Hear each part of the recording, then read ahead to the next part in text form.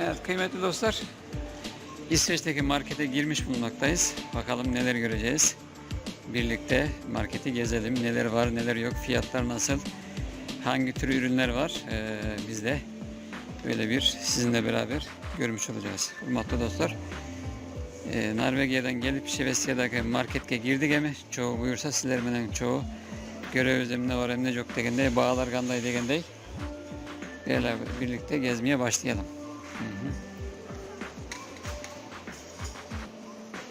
Okey.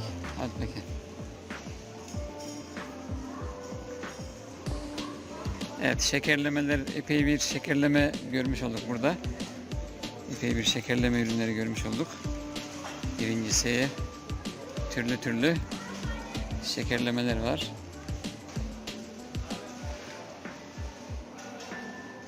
Evet, burada dondurulmuş gıda, dondurulmuş ürünler var.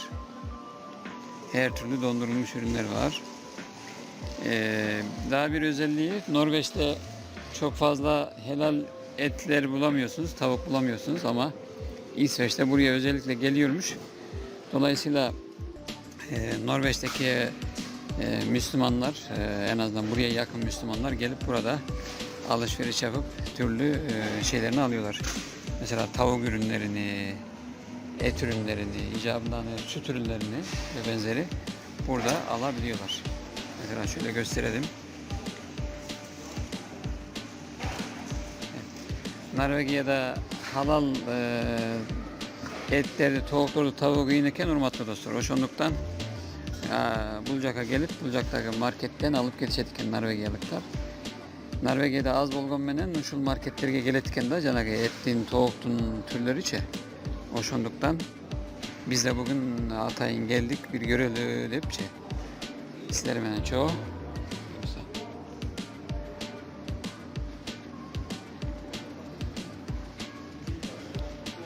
Mesela bir paket mesela 159 İsveç para birimiyle bir kron, bir euro 10 İsveç para birimiyle. Okey, geliyorum belki.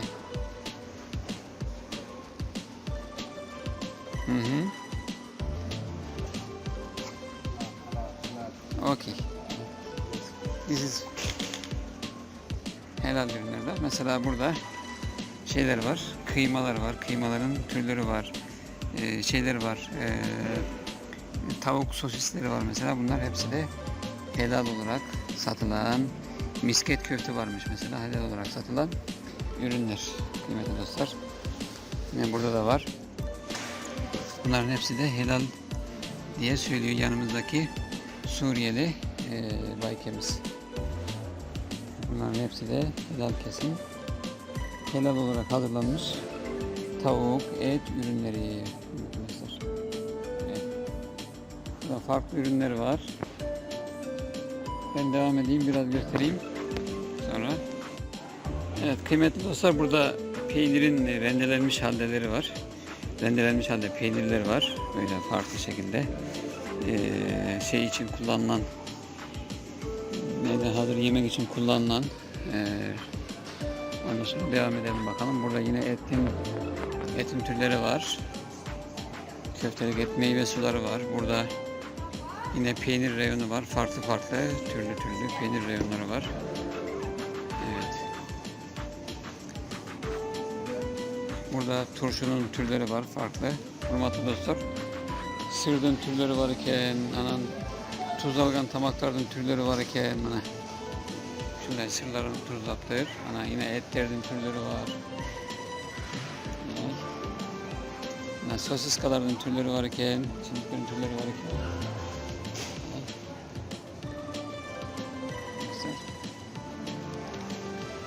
Evet, burada yine bol miktarda sosis var.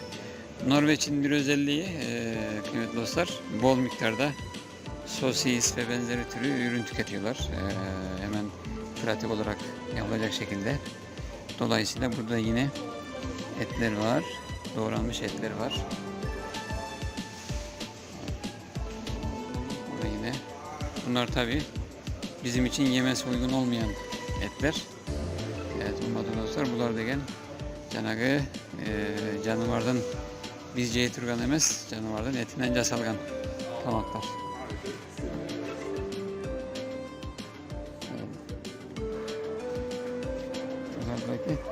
Yani ekmeğin türleri var burada.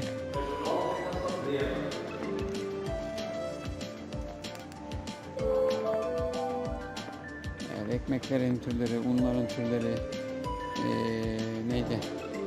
Bisküvinin türleri var. Peçenyenin türleri varken, nanın türleri varken, unun türleri varken, bakın dostlar. Mesela için arganday tamaklar.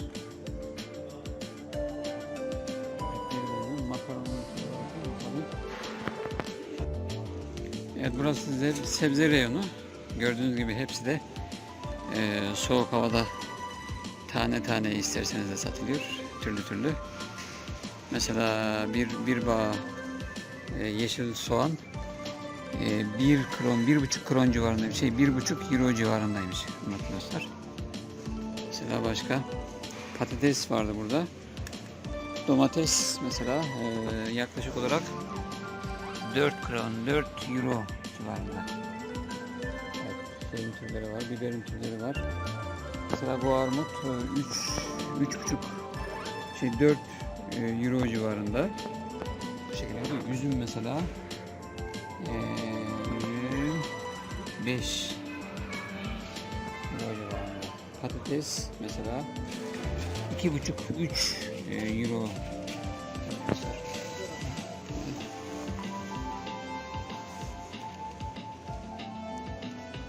Evet, burada yine baharatlı türleri var burada kıymetli dostlar. Evet bakalım. Evet, tamaka koşta turgan türlü tatımlardan türleri varken bakalım bakayım neler var. Afrika mesela bu biber yaklaşık olarak 16 İsveç parasıyla kronada euroya da 1,5 euro civarında. Yani burada yağların türleri var. Mesela 5 kilogramlık 5 litrelik yağ 129-130 desek 13 euro. Burada mesela bu 2 litre 74 İsveç kronu. Dolayısıyla o da yaklaşık olarak 7 euro civarında değerli dostlar. Böyle bir fiyatlar var. Evet, burada da yine türleri var. Evet kıymetli dostlar, burada ilginç bir şey. Midyat, Mardin Midyat'ın bulguru varmış. İlginç. Evet, burada yine şey var. Evet, devam edelim. Burada Türkiye'den gelen zeytin var ama burada paketlemişler. Türkiye'den gelen neme varken, onlukta varken burada uzakta paketlemiştir.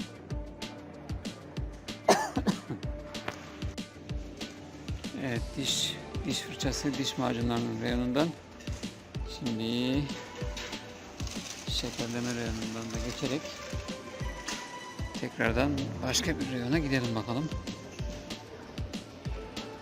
Burası kafelerin türleri. Kahvelerin türleri varken matlı dostlar. Ocakta dağı. Ocakta soktor varken meyve sularından da geçerek tekrardan paketlenmiş ürünler, süt ürünleri tarafına geçtik. Evet kıymetli dostlar, buradaki alışverişimizi yapmış olduk. Daha doğrusu ben ziyaret etmiş oldum çünkü habersiz geldiğimiz için çok fazla bir şey alma durumum yoktu. Şimdi yavaş yavaş tekrardan Norveç'e geçiş yapacağız. Hürmetli dostlar, buna şu yerde bir sıra ziyaret kıldık. Negezi benim göp nerse de alayındaki Noyman'ın gelgen emesmin buyursa daha bir yolu gelgende genen gesiri degende tartavuz aleme hazır olsa aklın gitmeden gayret şivesi geldi gözü ismi Norveç'in gözü buyursa basarız. Mesela keyinki videolarda görüşünce sak salamatta olunuzlar, Kudayga amanat olunuzlar, uğramanızlar, Kudayga amanat olunuzlar hürmetli dostlar. Hem sonraki videolarda görüşmek üzere. Allah'a emanet olun, kendinize iyi bakın kıymetli dostlar. Şivesiya'dan selam.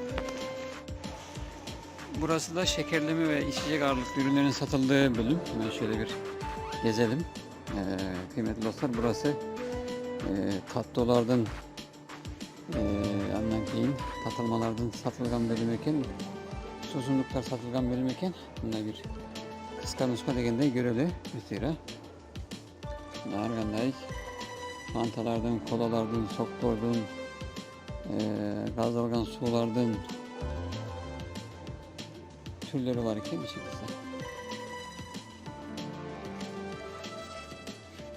Alı veremenen, minerallık sular menen degende türkün türleri var iken. Evet. Maden suları,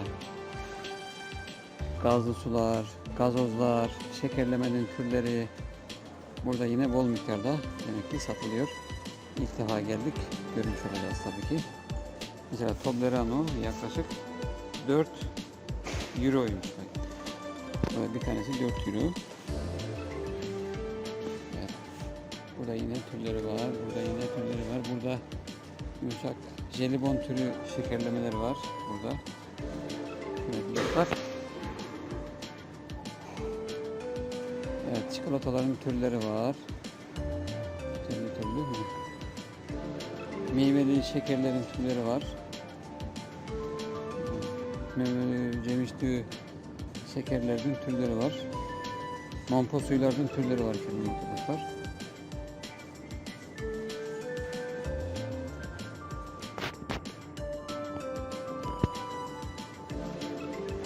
Evet, burada da yine et ürünleri reyonu.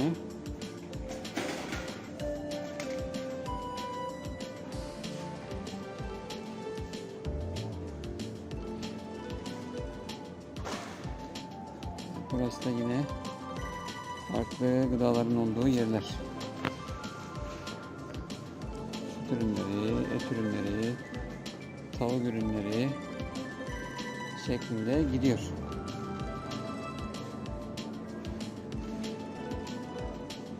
Evet, hamburger etleri,